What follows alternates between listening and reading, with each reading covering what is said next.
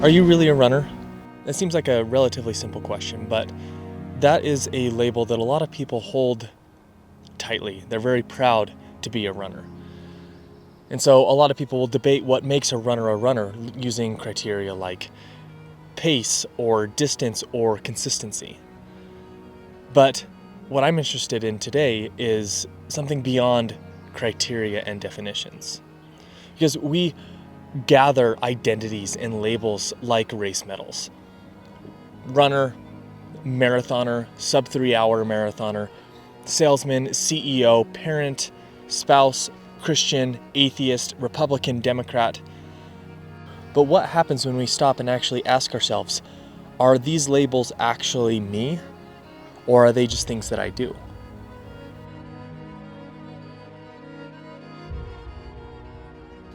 In one of my favorite books of all time, Falling Upward, the author Richard Rohr splits life into two halves. Now, they're not like exactly chronologically halfway. It's a marker. And in the first half of life, we are the ego-driven self. We are constantly seeking out to build and maintain a strong personal identity, often through achievements, labels, roles, and external validation. Not only does this seem to be a universal experience among every human being, psychologists actually argue that this is an important part of childhood, that we build a strong sense of self. In the first half of life, we pursue the job titles, the raise, the perfect relationship, the hobby, the spiritual awakening. We're constantly looking for that identity or label or title that will finally make us feel whole. We have this insatiable need to prove ourselves or to stand out or to be seen as special, to be authentic.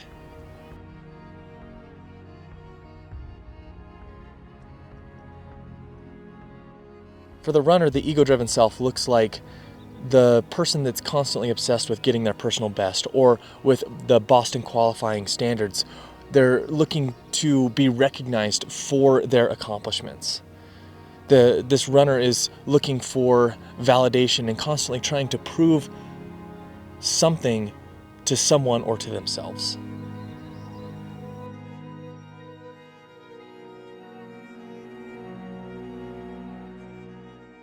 Okay, now take a second to imagine that you wake up tomorrow and you can no longer run. Your body won't let you, or your doctor says that if you run, you will have a heart attack. Something keeps you from running ever again. One of your most cherished and deep felt identities is gone in an instant. Who looks back at you when you look in the mirror? This isn't just a hypothetical question. This is a doorway. Because Richard Rohr explains that during a crisis like this, during an identity crisis, we are often called into the second half of life.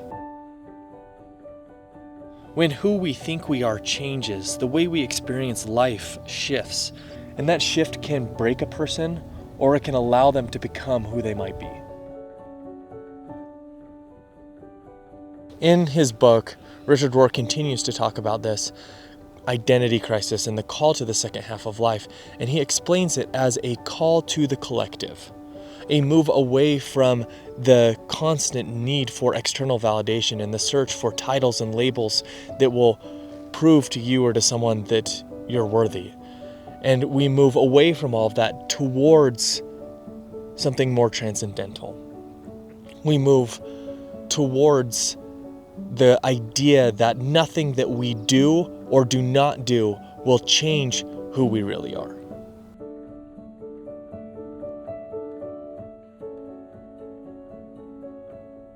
So, who are you really?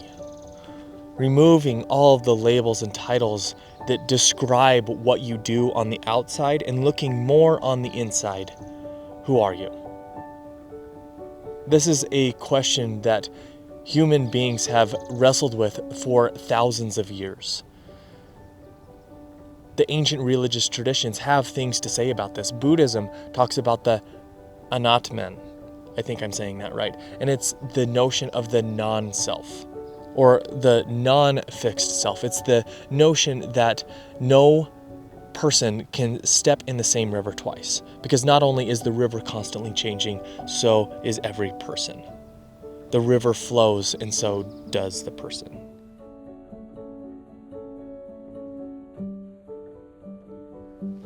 Along a similar vein, the Taoists encourage us to embrace this flow, to focus on being rather than just becoming. And the Stoics, like Marcus Aurelius, believe that these identities and labels that we bring on are like roles that an actor plays. And when we realize this keeps us completely unattached from these identities, understanding that below everything, we are not what we play. We are not the roles that we play.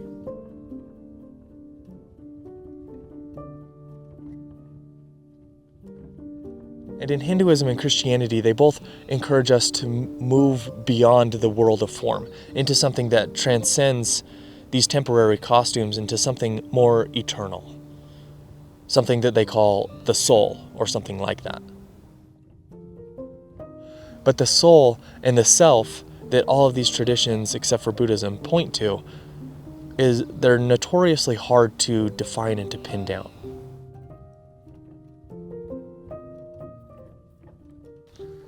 So let's say you do have a self or an essence or a soul or something beneath it all. Where is it located? Is it in your brain? Is it a construct of your mind? Is it in your heart? Is it in your body? Is it a combination of those things? Where will you find your soul? And it gets complicated when you look at the findings around split brain patients. There is a procedure that is done for people with severe epilepsy, or it used to be done. I don't think it's done anymore. But they would sever the connection between the two hemispheres of the brain to stop seizures. And it worked. And the people continued to live relatively normal lives. But they did some studies on them to realize, and they realized that the brains disagreed with each other, your left hemisphere and your right hemisphere. And they would essentially sabotage each other because they disagreed. And so when you look at that, which hemisphere are you? If your brain has even a small part of what you think is your soul or yourself, which hemisphere are you? I mean, you should look into the split brain patients' studies if that is even remotely interesting to you, because it will blow your mind. I'm not doing it justice.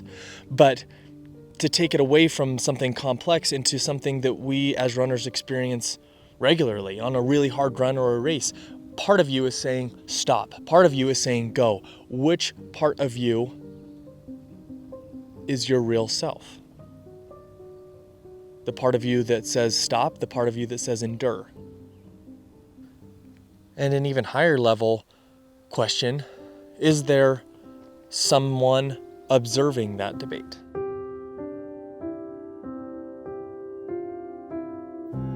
Usually, for me, it is running that teaches me about life. But this time, it was reversed. Life taught me how to run. It was probably about 9 years ago, I went through a crisis that made me completely second guess who I was, because who I thought I was completely fell apart.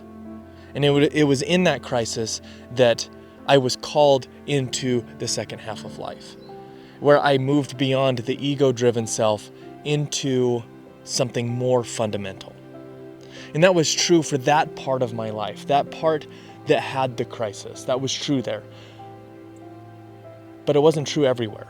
And the good news, I guess, is that this transcendental, more fundamental awareness of life has slowly leaked into other parts of my life. And now it has finally leaked into running.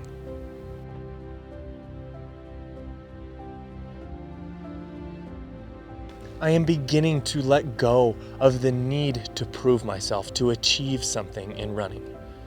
Previously, I had tasted this feeling of deeper joy that you can get from running in and of itself. But I would always default back to the ego-driven self, obsessed with time and achievements and validation. And I'm not saying that I have finally arrived and that I'm going to be perfect now, but it's not about the finish line anymore. It's about the sense of communal transcendence and this deeper joy that you can experience while running. It's a shift from running as a means to an end, a means to achieve something, to running for the joy of running. Running to live.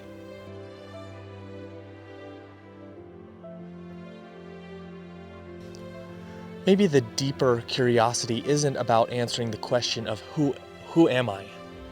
Maybe it's more about exploring the realm beyond identities, beyond labels.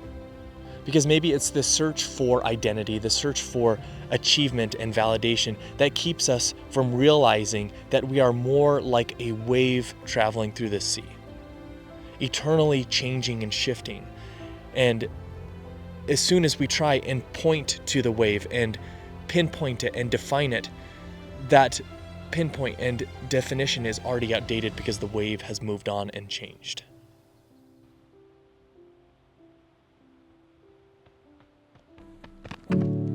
So, who runs when there is no runner?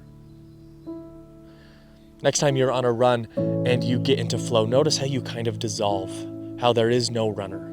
You're more like atoms and molecules going through other atoms and molecules, like consciousness moving through other consciousness, kind of how wind moves through trees. I don't know. As always, this is just an exploration. I have more questions than I have answers. But if this was interesting or thought-provoking, I hope you'll stick around and I'll catch you in the next video.